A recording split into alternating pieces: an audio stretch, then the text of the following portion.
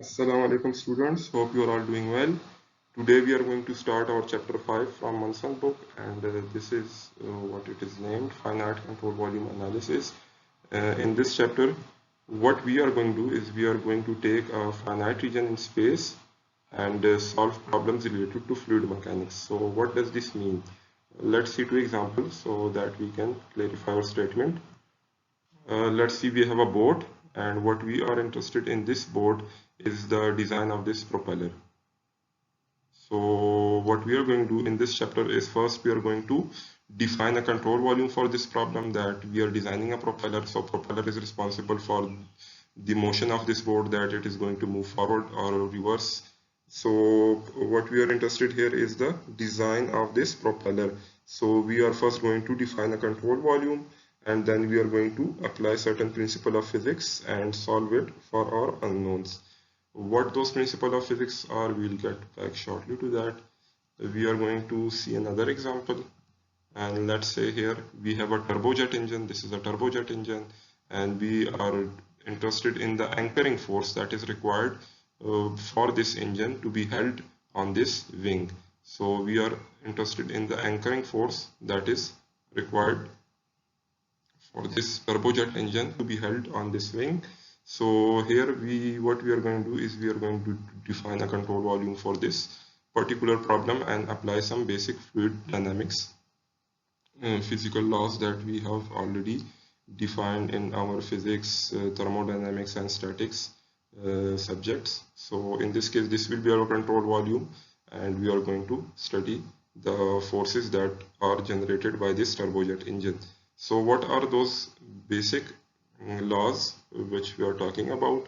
So the first one is the conservation of mass. So what we are going to do is we are going to define a control volume, and if we are going to apply conservation of mass on that control volume, so what basically we are doing is we are interested in the enter and exit quantity of our fluid, because we are talking about fluid dynamics.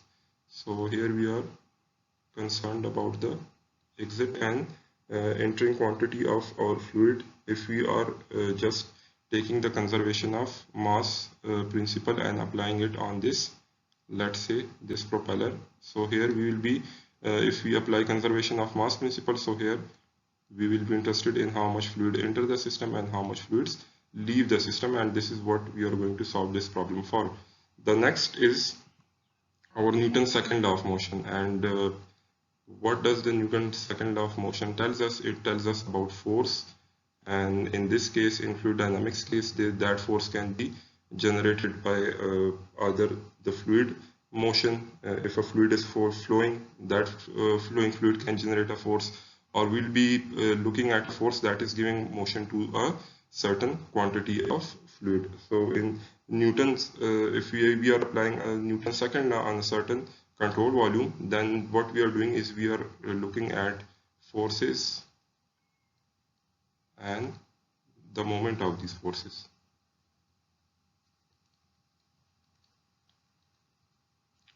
The moment of these forces. So if we are defining a control volume and we are applying Newton's second law of motion on that control volume, so we will be solving that problem for forces or the moment that is being generated by that forces. And the third one is the first law of thermodynamics that we are going to apply in this chapter on our control volume in a specific scenario. And the first law of thermodynamics deals with the conservation of energy. So if we are interested in the energy that is going into the system and the energy that is going out of our control volume, so what we are going to do is we are going to apply the first law of thermodynamics on our finite control volume. And the fourth one is the second law of thermodynamics that deals with the losses. As you remember from your third thermodynamics course, the second law of thermodynamics deals with the losses of energy within actual process. So if we are going to define our control volume of a finite control volume and we apply second law of thermodynamics on that control volume, so we'll be looking for energy losses that is occurring within that control volume. And to be consistent, what we are going to repeat is that by control volume we means our geometry, and by our system we mean by, and our system is our fluid. So this is the terms that we have been using quite a lot from the last chapter. And how are we going to apply all those things on our control volume? Let's say if we are looking at the conservation of mass, Newton's second law of motion, first law of thermodynamics, second law of thermodynamics, and we are applying it on our, let's say, this control volume. So how are we going to apply this?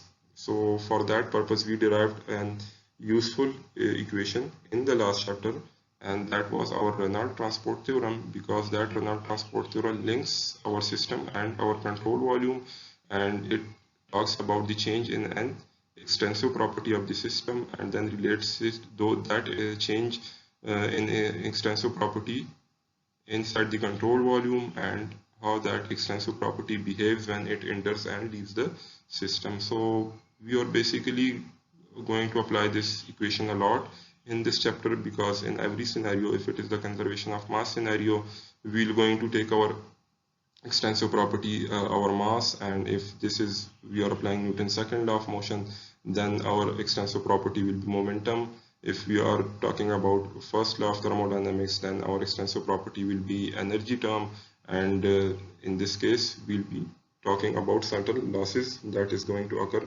inside the system, inside the control volume, and when that fluid enter or leaves that control volume. So basically this is what we are going to apply throughout this chapter and solve various problems by applying these principles. So let's move forward. So first we are going to talk about the conservation of mass, and what we are going to do is we are going to take a control volume and we are going to apply the principle of the conservation of mass. So what does the conservation of mass principle tell us? That is, the time rate of change of a system mass is equal to 0, and by system we mean our fluid. So with the passage of time, our system's mass is not going to change. This is what we are using this conservation of mass principle for. And if we are going to see the left hand side of our Reynolds transport theorem and we put our extensive property as our mass, so this is what we are going to get, that the total change in the system's mass will be equal to 0. And if you're going to move a little bit further, this is what the mass of the system will be equal to, that is density and into volume. In this case it is the differential volume, which will integrate out to be density into volume, and you know how this term is equal to mass. We've already discussed this in the last chapter and quite often before, and this is how our Reynolds transport theorem will look like if we put the extensive property as mass. That will be the total change in the system, and that is the partial change with respect to time inside the control volume, and how that mass is changing inside the control volume, and what will happen to this mass when it exits and enters the system. So this term, if we are talking about conservation of mass, this term will be always equal to 0 if we are solving conservation of mass problems in fluid dynamics. And here this term, the partial term that is telling us about the partial change with respect to time inside the control volume, it can be 0 in case of steady flow. If we say that the flow is steady, and by steady flow, if the properties are not changing with respect to time, so if the change with respect to time is not occurring, then we will say that it is equal to 0. But if the change is occurring, and in some cases we will consider our control volume, that the flow inside the control volume is not steady and the mass inside the control volume is changing, so in that case this term will not be equal to 0. But we will have to derive it from the statement that either it is a steady state problem or an unsteady state problem. So this term can be 0 or cannot be 0. The last term is related to our control surfaces, that is these are the inlet and outlet surfaces, and this term will never be equal to 0 in the conservation of mass problem. And what we'll be really interested is to see what happens to that mass when it enters the system and what happens to it when it exits the system. And we're going to use the negative sign for the fluid mass that is going inside the system and a positive sign that is the fluid going outside the system. And you know why, because this dot product V dot N dA defines this negative and positive sign, and we have already discussed this point with detail in the last chapter when we were deriving the Reynolds transport theorem. So moving forward, this is what these terms mean. We already know that, but let's go through it again so that we have more clarity going forward. So this left hand side of the Reynolds transport theorem is the time rate of change of mass of the coincident system. So the time rate of change of mass inside the system, the total change that we are talking about, the time rate of change of mass of the contents of the coincident control volume, the change in mass that is occurring inside the control volume with respect to time, and this is the net rate of flow of mass through the control surface. The net rate is the difference between the exit and the inlet flow rate, in this case the flow of mass through the control surfaces. So this is what this formula will mean, the Reynolds transport theorem, the different terms of the Reynolds transport theorem means when we apply the conservation of mass to this Reynolds transport theorem, and we take our mass as our extensive property. Okay, so let's say we want to derive our continuity equation, and right up till now we have used our continuity equation just in formula form and we never derived it. So if we want to derive it in conservation of mass case, we can, because this term, if we are talking about conservation of mass, this will be equated to 0 because the whole mass inside this of the system will never change when we talk about conservation of mass. If we say that our problem is a steady state problem, that the flow is steady, so this term will also be equated to 0, and what we are left is with this term. And let's say we draw, let's say we have a control volume, and this is section 1, and this is section 2, and this is where the fluid enters, this is where the fluid exits. And if we want to apply this term on this control volume, so we can apply it like this, that is the mass flow rate on this control volume. So this term will be divided into two, one for mass that is going into the system and one for mass that is going out of the system. So what we can get is that A1 V1 is equal to A2 V2. This is equal to our volumetric flow rate, that is Q1 is equal to Q2.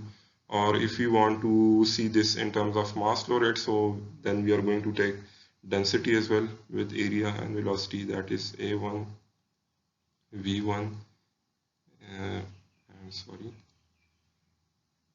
that is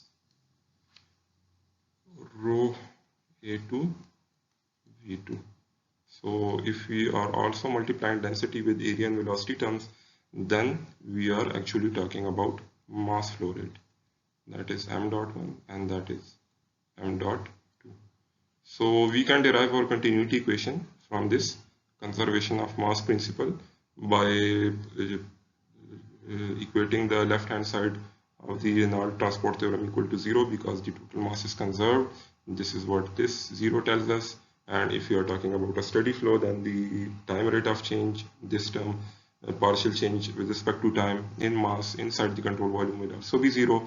And what we are left with is the net flow through the control surfaces. So if we take this control volume and this 1 and 2 my control surface. So we can actually write this equation in terms of this, that is A1 V1 is equal to A2 V2, and this is what our continuity equation is, that we get volumetric flow rate. And you can also write this by multiplying density with these terms in terms of mass flow rate. Actually we take out the density because normally we only deal with one type of fluid inside the control volume, so that is why the density remains the same. So that density is removed and we talk about the volumetric flow rate, not the mass flow rate, but in certain problems we are going to talk in terms of mass flow rate as well. So this is how we are going forward now. We are going to take the physical principle of conservation of mass, and we are going to see in different scenarios that how we can apply the conservation of mass on actual scenarios. What we are going to do now is we are going to define three certain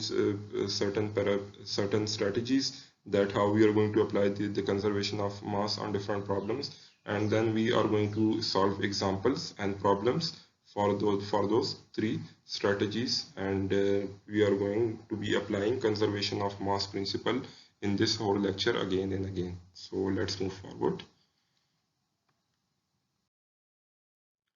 Now we are going to see three scenarios, and we'll see how our Reynolds transport theorem for these three scenarios of conservation of mass principle will behave, and how are we going to apply it on our problem. So the first scenario is that our control volume is fixed. It is fixed, it is not moving. So whatever our concerned geometry is, it is fixed, it is not moving, and it is also non-deforming. So the control volume is not going to change with respect to time. So this is how our Reynolds transport theorem is. So the left hand side will be equated to 0 because it is the conservation of mass problem, and if our control volume or the mass inside our control volume is not changing, if it is moving steadily past that control volume, this term will also be 0, and we will be only concerned with the entry and exit of our fluid into the control volume. So this is our first scenario of our mass conservation, in which our control volume is fixed and not deforming. The second problem will be that our control volume is now moving. For example, again, if you take the propeller of a boat, in this case if the boat is moving, so in that case if my control volume is around the propeller of that boat, so that control volume is moving also, but it will be fixed, it will be not changing, because propeller is a rigid body, so we need a rigid control volume. So that is a non-deforming control volume. So the second scenario of mass conservation that we are going to look into is that our control volume is moving, but it is not deforming. What will happen is, if we take this aeroplane, let's say aeroplane, and what I am concerned about is the turbojet engine of this aeroplane.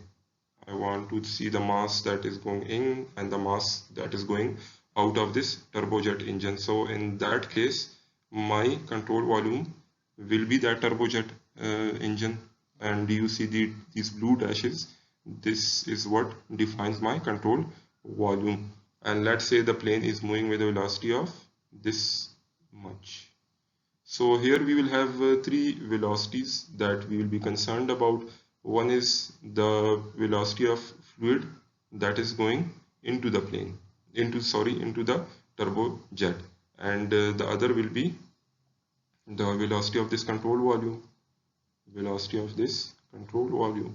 So this velocity of this control volume will be equal to the velocity of this plane, because the control volume is attached to this plane. So whatever the velocity of the plane will be, it will be equal to the velocity of this control volume. Then what I'm more concerned about is the exit gases, that are going to exit from this turbojet engine.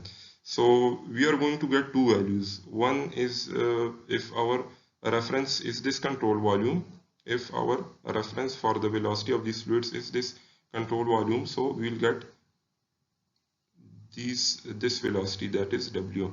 So this is the velocity of the flue gases when our control volume is our reference point, and another will be the total or absolute velocity of these flue gases if we are looking at it from some other fixed coordinate system. Let's say I am an observer standing on the ground and I am looking at this aeroplane.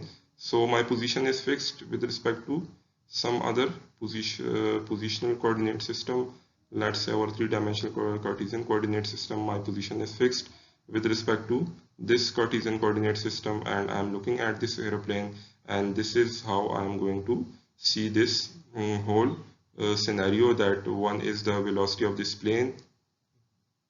I'll be looking at the velocity of this plane, so that will be also the velocity of my control volume, and then the flue gases will be seen from two reference points. Our reference point is our control volume. So if we are looking at flue gases and our control volume is our reference is our control volume, so we will write this at W.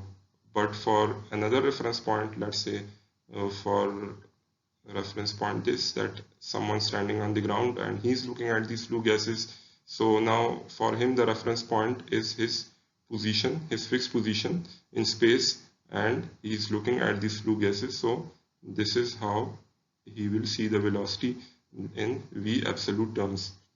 So we will get an equation for this, and this is our absolute velocity, this is our velocity of the flue gases if our reference point is our control volume, and this is the velocity of the control volume, which will be equal to velocity of this plane in this case. So if you want to write an equation for this, so we can write it in this terms, that V is equal to W plus V control volume. So this V is the velocity of fluid when we are looking at it from some fixed position, that is this position.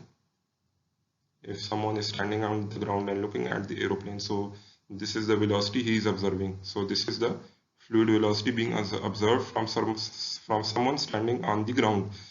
This is the velocity of the gases that is exiting this control volume, and for that the reference point is the control volume, and this is the velocity of the control volume, and this velocity of the control volume will be equal to the velocity of the plane.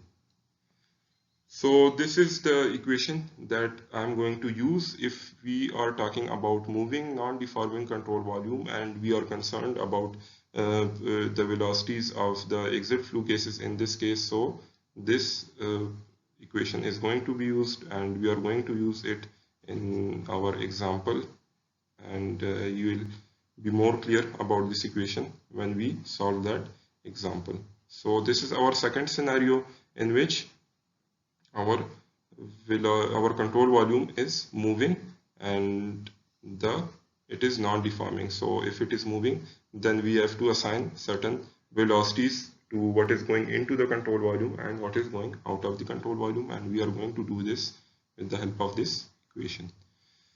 So moving forward, and this is how our Reynolds transport theorem will look like now, because I'm taking the left hand side of the equation equal to 0, that is this term, that is the rate of change of the total change with respect to time in the mass. So I am again related to the mass conservation problem. So this is how I'm going to write my Reynolds transport theorem now on.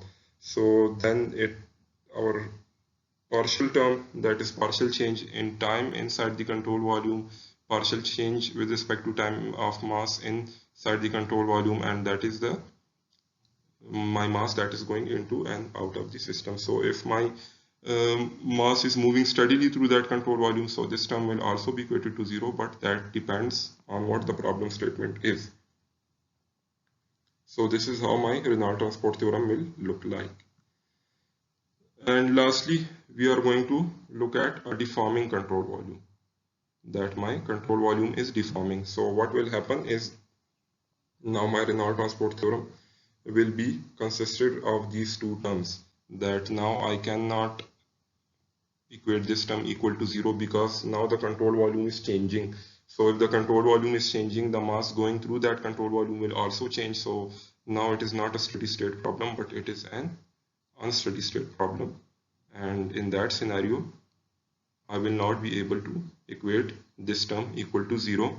And similarly, I will also take the mass that is going into and out of this deforming control volume, and I am going to equate it to 0, because at the end the total mass will be conserved, and we are again talking about mass conservation.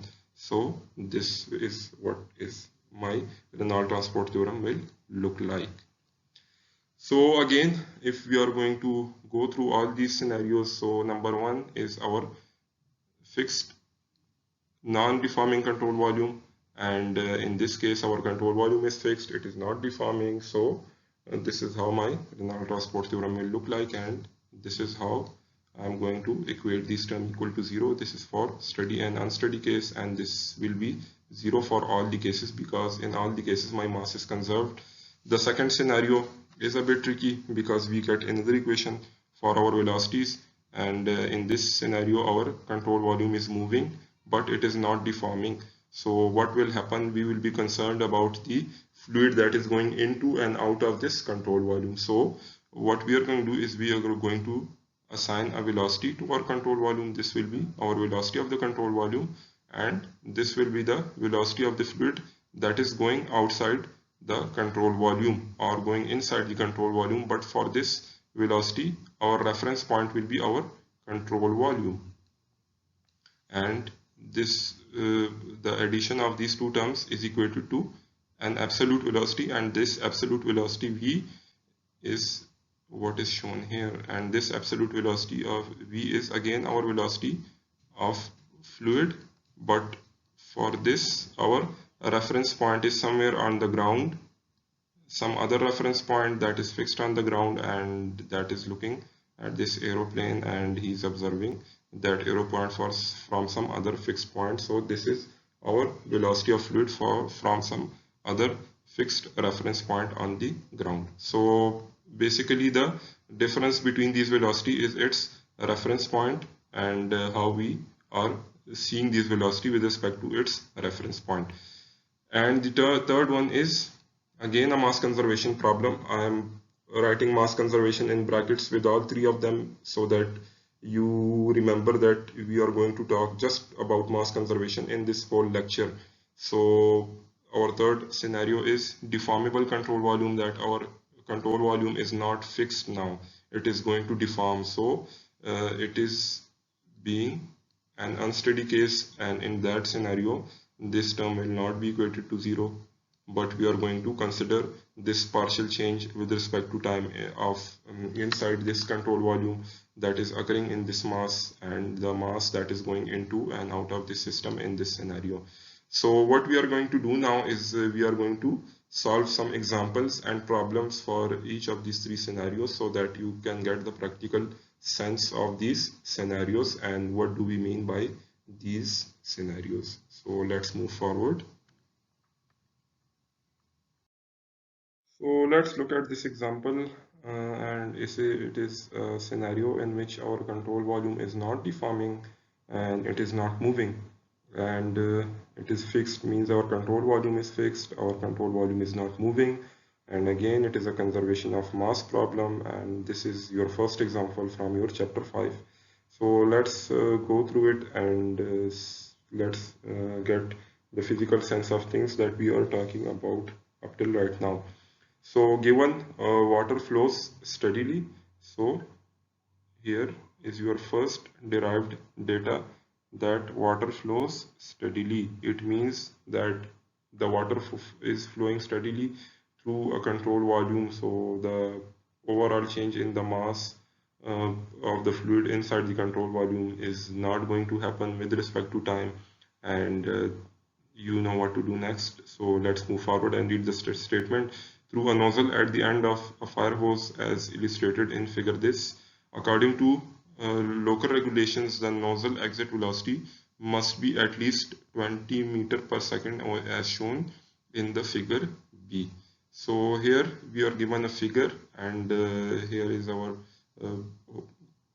fire hose, and this fire hose is shortened to fit it here, because you can see the brake lines. The brake lines, if you remember from your drawing course, that why we use brake lines to show an elongated object.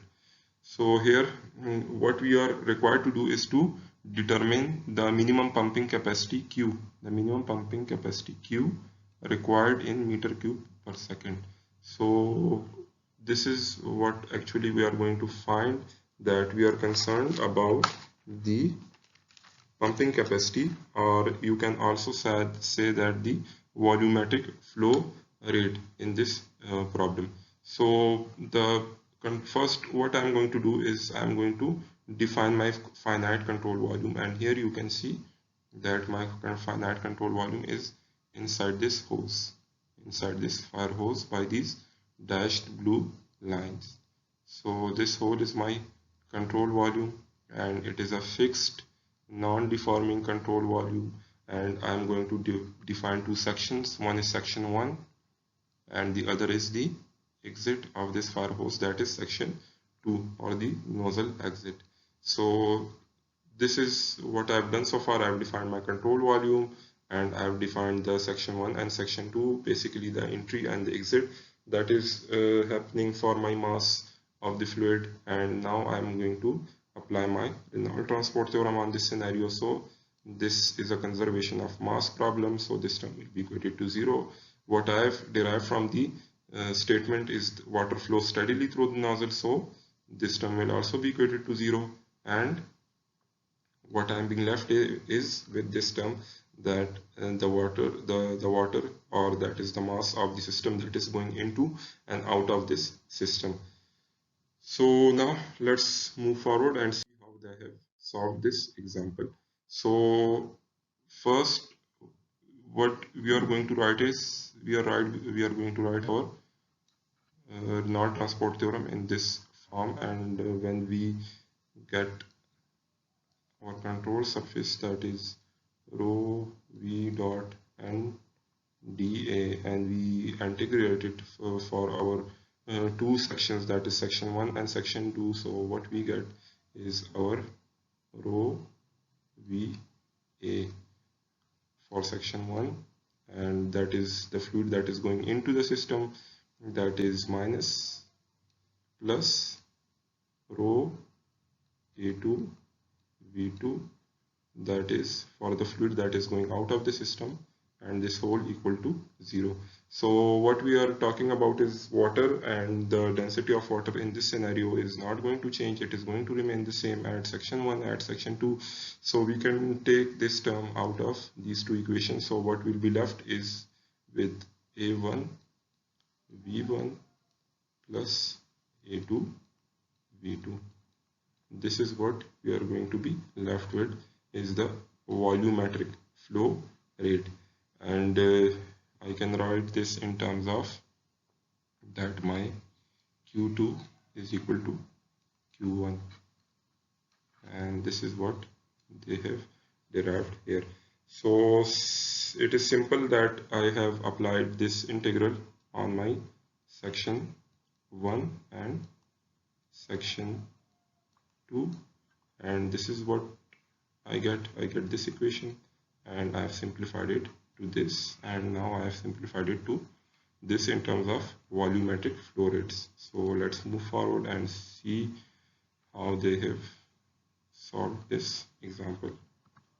So this is what we are going to get at the end, and this is what was required, and I'm going to solve this example for the volumetric flow rate that is occurring at the exit of this fire hose.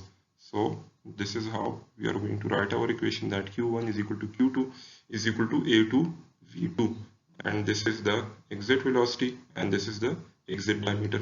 All these values are given and the exit velocity was given as 20 meter per second, and the exit diameter was given as 40 millimeter.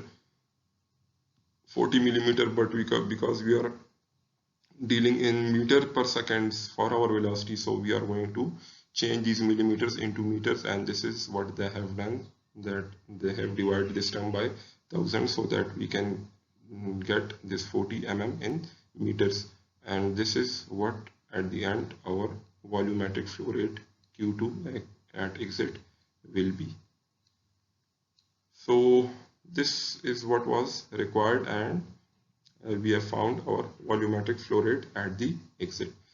So this they've added their comments that here the exit velocity is dependent upon the exit diameter, so by you can get different flow rates by changing the diameter of this exit nozzle, and they have found out that the flow rate is proportional to the exit area, which varies as the diameter squared. So you can see the diameter here is squared, so the exit velocity is dependent on this diameter, and as it is squared, the exit velocity increases. Hence, if the diameter were doubled, the flow rate would increase by a factor of 4, provided that the exit velocity remains the same. So if the exit velocity remains the same, then the nozzle diameter can be an effective parameter to change the velocity or the volumetric flow rate of our exit fluid. And here they have plotted a graph between the exit diameter of the nozzle and the flow rate. So as the diameter is increased, the flow rate is increasing.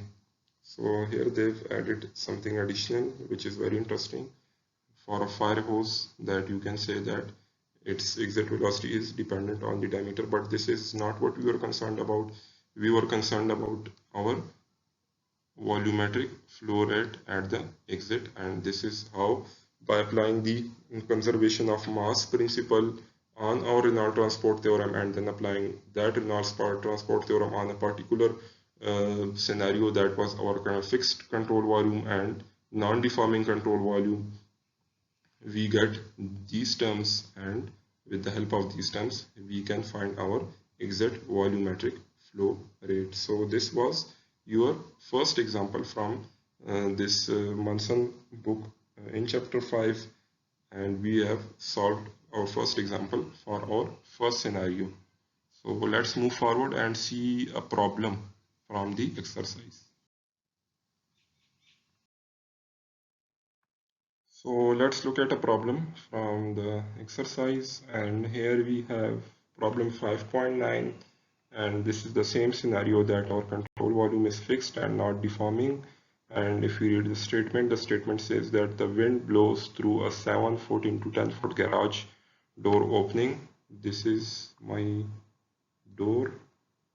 This is the door of the garage with a speed of 5 feet per second. So this is the speed, that is the wind is entering here. Determine the average speed V of the air through the two 3-foot by 4-foot openings in the windows. So these are my windows. This is a window, this is a window, and this is what the area of the window is, and this is what the area of the garage door is. So let's apply first our Reynolds transport theorem. Let's write it for this scenario, and this is how it's going to look like, and we are going to neglect some terms from the start, and we are going to assume that this is a steady flow problem, that overall inside the control volume the flow of air is not going to change. That is our assumption to simplify our Reynolds transport theorem. So what we are left with is this term, that is our control surfaces, and in this case our control surfaces is our door, our garage door is our control surfaces, and my windows, the windows of this garage door are my control surfaces. So here at the garage door the air is entering, and at the windows the air is exiting. So we are going to write the Reynolds transport theorem for this scenario, And if we take this term and write it for like this, that is rho V A. This is for air entering at the garage door plus rho, that is for garage door, and that is for what I'm going to write for windows, and area of window 1 plus density velocity through window 2 in area of window 2. Sorry, I am going to write this as W. So this is my mass flow rate going into the garage door, and this is my mass flow rate exiting the windows, and all equated to 0.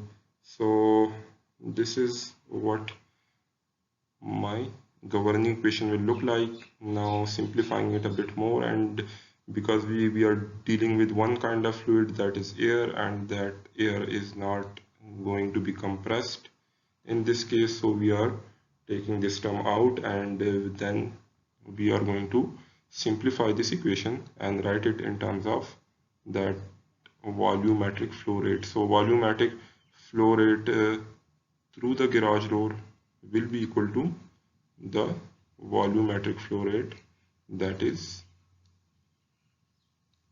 going out of my windows. So here again, if I'm going to write the equation, so this will be my governing equation. So then again I'm going to write it in area and velocity that is going into the garage door and the area of the garage door. So I can find the area of the garage door, that is 7 into 10 feet, 7 feet into 10 feet, and the velocity is 5 feet, is equal to this. So what I'm going to do is I'm going to add these two terms because their area is same. So the area of the window, both the windows, is same, and what I'm assuming is that the velocity of air that is going out of these two windows will also be the same. So I will write it as 2a w vw if I write these two in aw vw plus aw vw. Let's write it a little bit neat.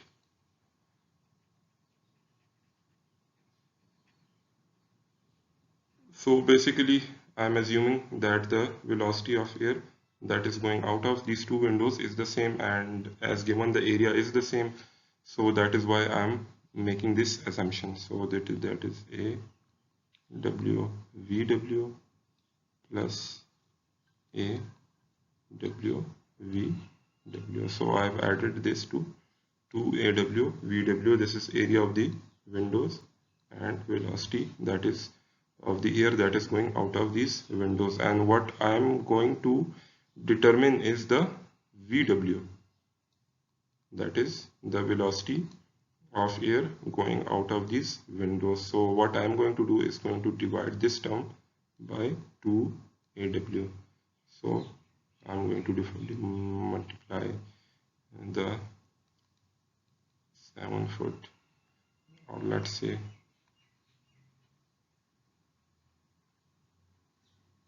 that the area of the garage door, the velocity to the garage door is divided by 2aw.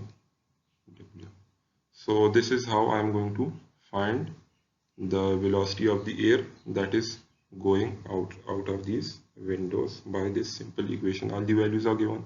Area of the garage door is given, velocity of air that is going through that garage door is given, and area of the windows can also be calculated because it is given in the statement. So what we are going to find is the velocity of air that is going out of these windows, and our unit will be feet per second. Feet per second for this particular case.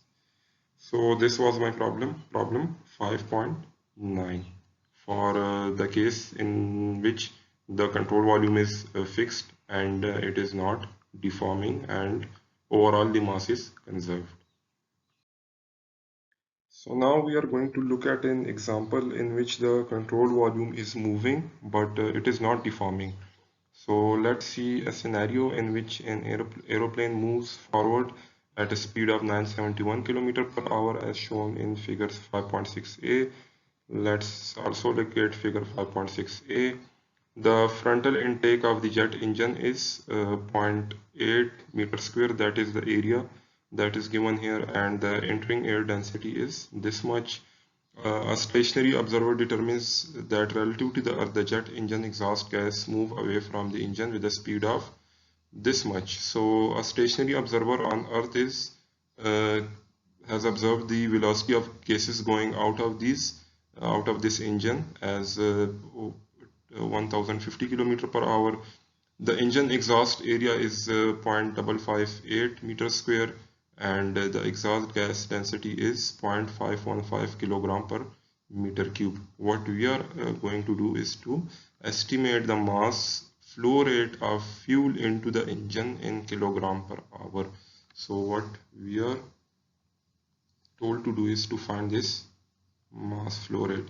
So now let's first fix our control volume, and here our control volume will be this turbojet engine that is sucking the air in and is fixed to this wing. So let's take this control volume and draw it here and define two sections, that is the inlet section, section 1, and that is the exit section, section 2. So remember that we defined certain velocities when we talked about that our control volume is moving. So if the control volume is moving, so we have to define certain reference points for our fluid that is moving through this control volume. So one is the velocity of the plane that is given. One is the velocity of this plane. So this is what the velocity of my control volume will be. That will be 971 kilometer per hour. Okay. So this is the velocity of my control volume. Then what I'm more concerned about the velocity of the gases that is moving through these control volumes. So here my gas is the air. So the air entering the control volume is this. So it is W1, and here W1 is taken as 971 kilometer per hour, the same as the velocity of this aeroplane. So here W1 is taken as such. The other velocity that I'm more concerned about is V2, that is given as 10,050 kilometer per hour. This is my absolute velocity. This is my absolute velocity, if you remember from the equation, because it is measured by someone standing on Earth.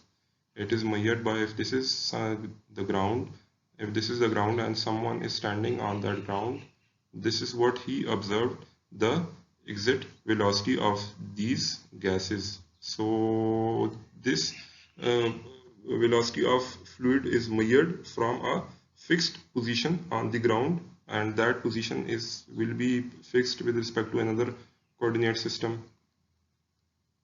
So this is my absolute velocity that is going out of this turbojet engine. So what will be my velocity at the exit of the flue gases? So at the inlet, that the air velocity was the same as my control volume velocity, and that control volume velocity was equal to the velocity of the plane. So these three terms at section 1 were related to this one term, the velocity of this plane. So but now I am talking about section 2, and at section 2, as they have told us in the statement, that the exit velocity V2 of this exhaust gases from the turbojet engine is this relative to someone standing on the ground. But what will be the velocity of these flue gases V2 if my reference point is my control volume? So that will be W2. That will be W2. So if I write this in equation form, and we remember that we have written the velocity as V absolute is equal to W plus velocity of the controlled volume. That is the total velocity of the gases observed by someone standing on the ground.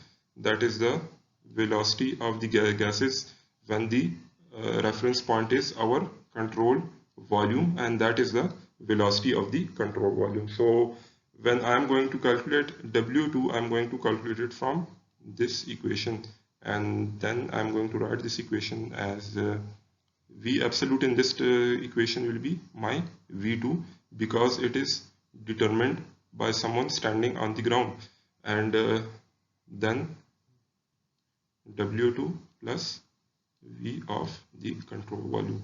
So here you can see this term, okay, but here the velocity is added. We will come to this a little bit later when we solve this example, but this is what the equation for the gases that is exiting this turbojet engine will look like, and this is the equation for their velocities and how these velocities are related. So let's move forward and solve this example so that our points that are crucial related to the exit velocity become more clear. So now I will write my Reynolds transport theorem for this scenario, and here again the change in the control volume with respect to time, the change in mass inside the control volume with respect to time is equated to 0, because the flow relative to moving control volume is considered steady on a time average basis. If we let's say calculated the flow of mass through this control volume, and then we took a time average let's say value of this velocity that was of our control system that was moving through this control volume, and we found out that it is not actually changing with respect to time, so we can equate this term equal to 0. And remember, whenever it is not specifically told inside in the given statement that the control volume is either deforming or if the flow inside the control volume is changing, so we are going to assume that our change of our fluid inside the control volume with respect to time is steady, and we will equate it to 0. So what again we are left with is the flow through our control surfaces, that is if that was my jet engine, so this was section 1, this was section 2, and I am going to apply this integral on section 1 and section 2. So this is what I am going to get. This is my flow rate of mass of fluid going in. For fluid going in, we are going to put the negative sign, and this is the air that is going into the control volume, and this is what the mass that is exiting the control volume. So that's why we have taken the plus sign, and this is what we are going to find, the mass flow rate of the fluid that is going into the turbojet engine, and we are going to equate it to these two terms. So let's move forward, and what we are more concerned is our velocity W2, and how are we going to compute that velocity. Remember that we wrote this equation when we were reading the statement that V2 is equal to W2 plus velocity of the plane, or you can also call the velocity of the control volume.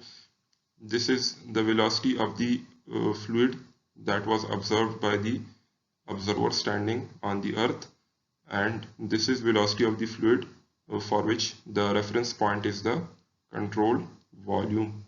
So how are we going to put the values? I am going to find W2 because all these terms are known to me. The density at point 2 is known to me. The area of point 2 is given to me in the statement. I don't know the exhaust gases velocity with respect to the control volume. I know at section 1 that what is the density of the air, the section 1 area, and the velocity of the air at section 1 was taken as the velocity of the plane, if you remember from your statement. What I'm more interested is how I'm going to find W2. So this was my equation for W2. I know my velocity for the exhaust gases that was observed by someone standing on the ground. The value was given to me as 1050 kilometers per hour. I know the velocity of my plane, that is also given to me, that is some, I guess, 971 kilometer per hour. And I'm going to find this from the equation. So when I write this equation for W2, I'm going to write it like this, that W2 is equal to V2 minus velocity of the plane. So this is